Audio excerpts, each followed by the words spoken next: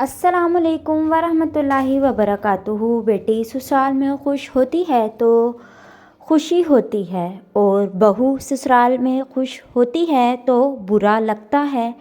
दामाद बेटे की मदद करे तो अच्छा लगता है, और बेटा बहू की मदद करे तो जोरू का गुलाम कहा जाएगा।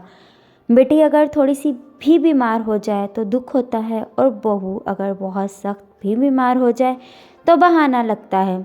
बेटी कमज़ोर हो जाए तो ससुराल वालों की वजह से, और बहू कमज़ोर हो जाए तो कहते हैं खाती तो बहुत है पर लगता नहीं है।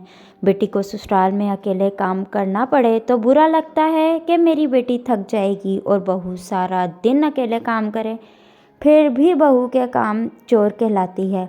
बेटी की सास और नंद काम ना करे तो गुस्सा आता है, और जब अपने घर में बहू का अकेला काम करना ही सही लगता है।